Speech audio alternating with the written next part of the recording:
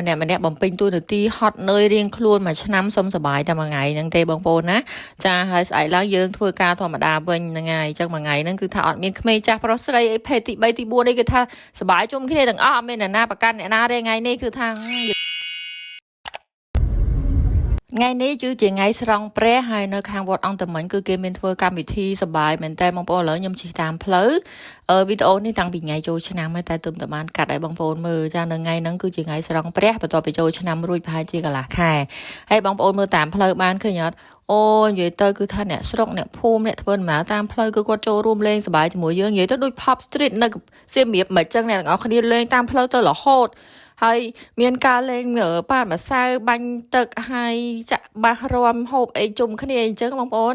ចាអ្នកដំណើរតាមផ្លូវគាត់ចូលរួមលេងជាមួយយើងដែរនិយាយរួមមួយថ្ងៃហ្នឹងគឺថាតាំងពីព្រឹកទល់ល្ងាចគឺសប្បាយរហូតពេញមួយថ្ងៃតែម្ដងបងប្អូននៅខាងវត្តអង្គតមិញគឺមានធ្វើកម្មវិធីហ្នឹងមួយឆ្នាំធ្វើម្ដងមួយឆ្នាំធ្វើម្ដងអញ្ចឹងណាអញ្ចឹងមានការកកស្ទះផ្លូវហើយក៏ដូចជាចូលរួមសប្បាយលេងទាំងអស់គ្នាអើយនិយាយទៅអត់មានអ្នកណាប្រកាន់អ្នកណាក្មេងចាស់ប្រុសស្រីអីពេលហ្នឹងគឺស្មើគ្នាទាំងអស់សប្បាយខ្លាំងណាស់បងប្អូនអើយ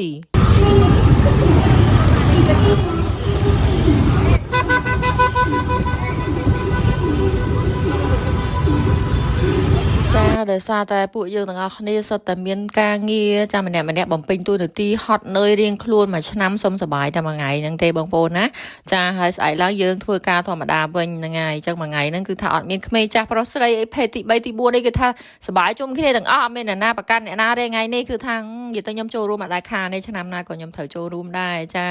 និយាយទៅគឺថាមួយថ្ងៃពេញហ្នឹងសុំសប្បាយអស់ដោយសារតែយើង stress ជាមួយការងារមួយថ្ងៃស្ទើរតែថា25ម៉ោងបងប្អូនយើងម្នាក់ខំធ្វើការមួយឆ្នាំទៅមួយឆ្នាំអញ្ចឹងឯងត្រូវមានការសប្បាយខ្លះដើម្បីអីដើម្បីកុំឲ្យយើង stress ពេកកាលណា stress ទៅក៏ធ្វើឲ្យសុខភាពយើងនឹងវាមិនសូវអំណោយផលដែរអញ្ចឹងណាចា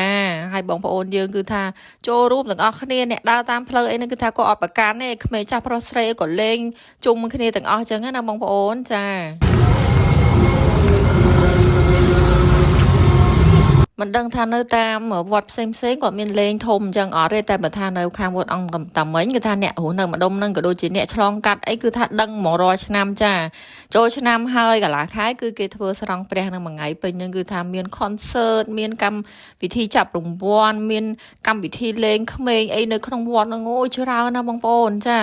ហើយដល់ពេលអញ្ចឹងទៅមនុស្សម្នាទៅច្រើនទៅក៏ហ៊ាចេញមកដល់ខាងក្រៅចាហើយអ្នកនៅតាមផ្លូវហ្នឹងជាប់នឹងវត្តហ្នឹងគឺថាគាត់លេងតាមផ្ទះអញ្ចឹងទៅអបអរចូលរួមសប្បាយទាំងអស់គ្នាអញ្ចឹងណាបងប្អូនចាអញ្ចឹងទៅឆ្លៀតផ្ដិតយករូបភាពមកបង្ហាញបងប្អូនតែចា